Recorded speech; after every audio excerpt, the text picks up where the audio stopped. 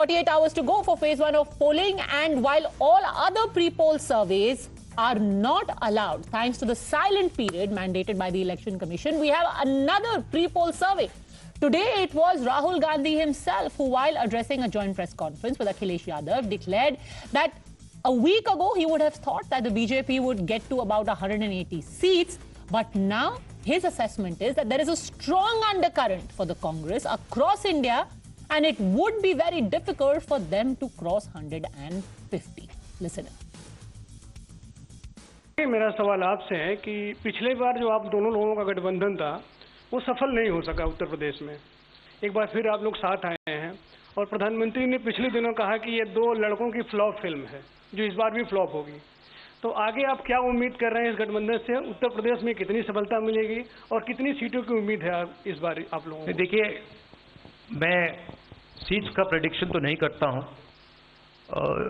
General बात कह सकता हूं कि बीजेपी को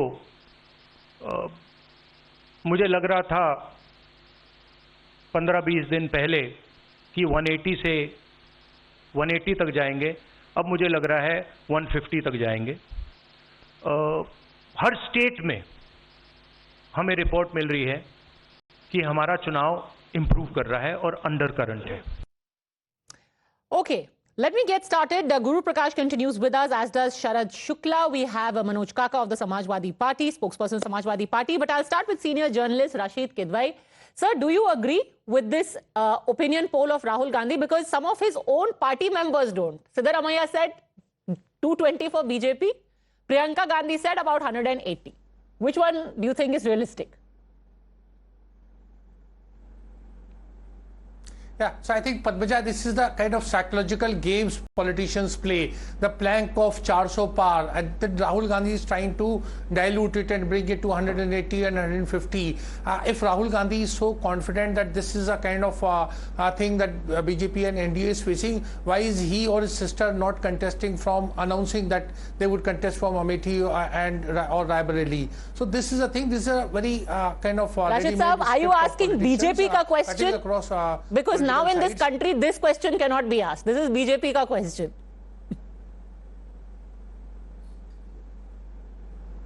No, I am saying that when the BJP says 400 par, they are also, not being 100% realistic. So therefore, political parties do make tall claims on the eve of elections, and Rahul Gandhi is not being an exception in that. Guru Prakash, two can play the game. If you are going door to door saying 400 par, 400 par, 400 par, Rahul Gandhi is saying nahi ji, 150 bhi nahi par.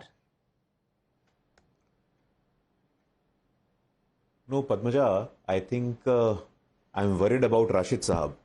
Rashid Saab is a very senior journalist, and the fact that he asked the question about Amethi and Raebareli, because it was Mr. Rahul Gandhi in today's press conference who said कि ये BJP का सवाल है। तो राशिद जी, आपके विवेक पे हमें पूरी निष्ठा है, लेकिन डर भी इस बात का है कि लोग आपको भी लेबल ना करें। As far as we are concerned, Padmaja, I think we don't speak on the basis of rhetoric. We speak on the basis of data. We speak on the basis of fact. There was a recent CSDS survey, and the CSDS survey clearly said that Prime Minister Narendra Modi enjoys the popularity of 50%. Mr. Rahul Gandhi is a distant second with 25% of popularity. So I think that is more than sufficient.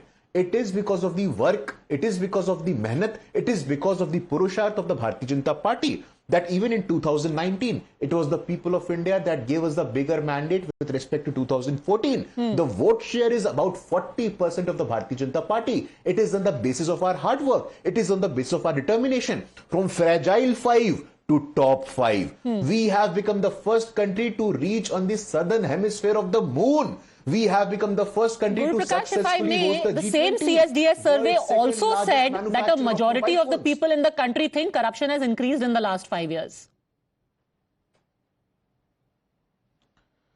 Padmaja, I think it is best for the judiciary to decide. But as far as we are concerned, you remember, you used to open the newspaper in 2013, 2014. What was there in the newspaper? 2G, 3G, CWG in the last 10 years. And I say this with a lot of confidence. In the last 10 years, you give me one instance of corruption or one instance of a corrupt minister. A Raja, jail chale gaye. Suresh Kalmadi, jail chale gaye.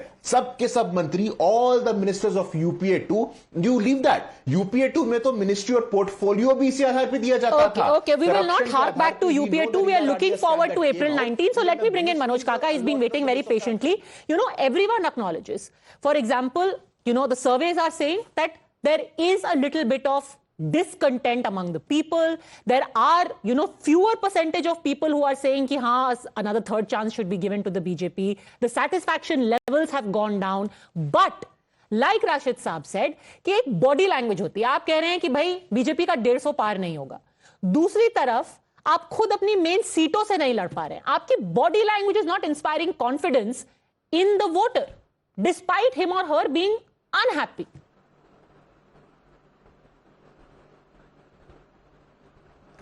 Padmaja, आपको और आपके साथ बैठे सभी साथियों को और आपके संस्थान के माध्यम से पूरे देश के लोगों को रामनवमी की ढेर सारी मंगल कामना।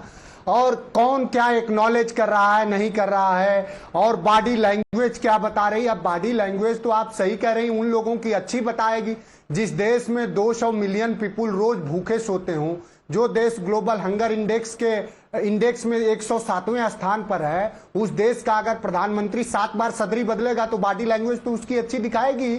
जिस व्यक्ति के वैभव विलास पर 6000 करोड़ रुपए प्रति साल खर्च होगा और जिसमें 83% लोग बेरोजगार होंगे, तो जिसपे चमक दमक होगी, जो हजारों कैमरों और हजारों लाइटों के साथ जो चलता होगा, जो समुद्र की लहरें बदले ना बदले उसकी सदरियां जरूर बदल जाएंगी, तो उसकी बॉडी लैंग्वेज चुटकी झूठ बोलने वाले और जो नौटंकी करने वाले लोग होते हैं, जो ग्राम सभाओं में, ग्रामीण क्षेत्र में पद्मजा जब आप घूमेंगी तो वहां जो लोग नौटंकी करते हैं उनकी भी बॉडी लैंग्वेज बहुत अच्छी होती है। Let's not talk in rhetoric, body language और मैसेजिंग की बात करती हूं।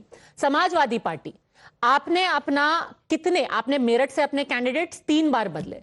आपने अपनी जो बैस्टियन सीटें हैं, शिवपाल जी भी मना कर गए। पहले आपने धर्मेंद्र यादव को खड़ा किया, फिर आपने बदायूं से शिवपाल यादव को खड़ा किया, फिर उन्होंने अपने बेटे को खड़ा किया। ऐसी 12 सीटें हैं जिसमें ऑलरेडी आप अपना कैंडिडेट 1 नहीं 3 बार बदल चुके हैं। Sir, how will it inspire confidence?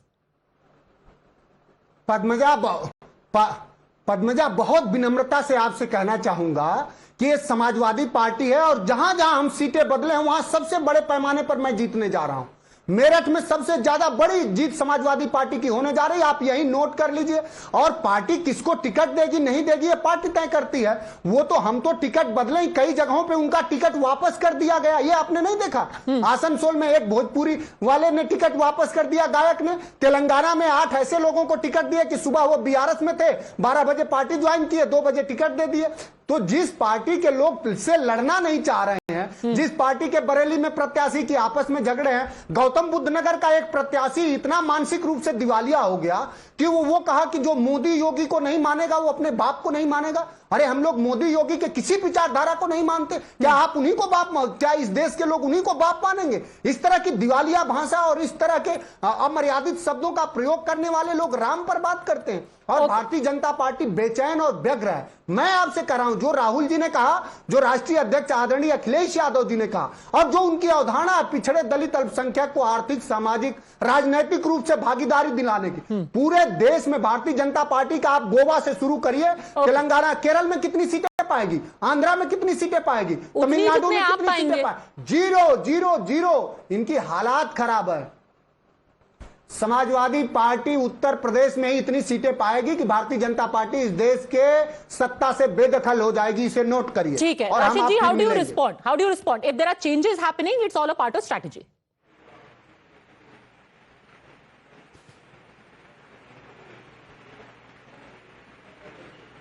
Rashid Saab, do you think the messaging is on point and it's not just bluster? Yeah. Sorry, I didn't get your question. My question is, the messaging says the Samajwadi Party is on point. It is not bluster. It is not overconfidence. Their strategy is going to restrict BJP to 150.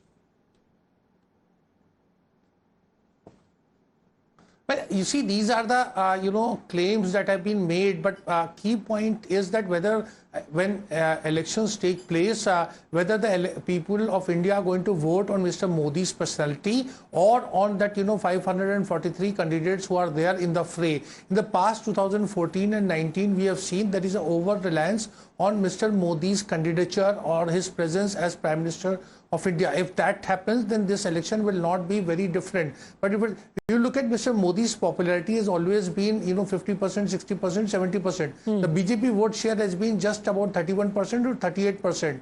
So therefore, 10 years after, a realistic assessment would show that the BJP may struggle in crossing, 300. But that is that's a matter of conjectures, and I think voters are going to decide, what is best for the country. Okay, I want you to listen to what Akhilesh ji today in the morning. He did a press conference in Ghaziabad, then he went to Bijnor. Here is what he said in Bijnor about seat sharing with the Congress. Listen in.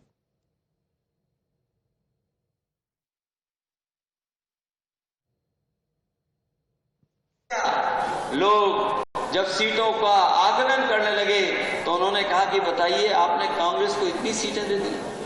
हमने कहा कि मुझे गठबंधन करना था, इसलिए हमने 17 सीटें कांग्रेस की पार्टी को दे दी और हमें उम्मीद है कि इस बार उत्तर प्रदेश में 80 की 80 सीटें भारतीय जनता पार्टी को हराने का काम हम लोग मिलकर के करने जा रहे हैं।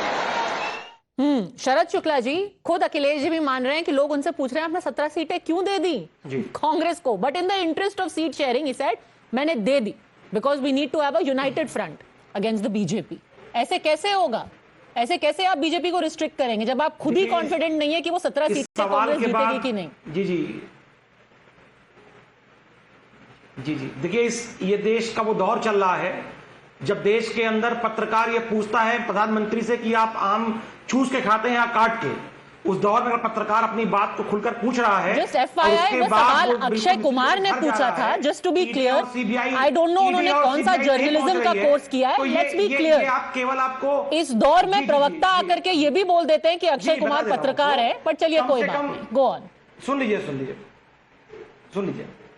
लीजिए। अच्छा, पत्रकार नहीं पूछता है किस तरह पर्स रखते हैं, पर्स में कितने पैसे रखते हैं, ये देश के प्रधानमंत्री से पूछा जा रहा है। ये वो दौर है जब देश के अंदर 2 करोड़ नौकरी का कई वादा किया गया था, तो उनसे वो नहीं पूछा था कि नौकरी कहां है, उनसे पूछते हैं कि अपने पर्स के अंदर आप कितना पैसा रखते हैं। तो उस देश के अंदर अगर प्रेस कॉन्फ्रेंस के अंदर राहुल गांधी जी से या अखिलेश यादव जी से इस तरह के सवाल पूछे जाते हैं, उसका सप्रेम जवाब दिया जाता है हमारी तरफ से, ईडी और सीबीआई नहीं भेजी जाती है, तो इसको स्वागत करना चाहिए आपको। भाई बताइए, इस देश के अंदर अगर ये पूछा जा रहा है तो डेमोक्रेसी का तो पूछा जा रहा है।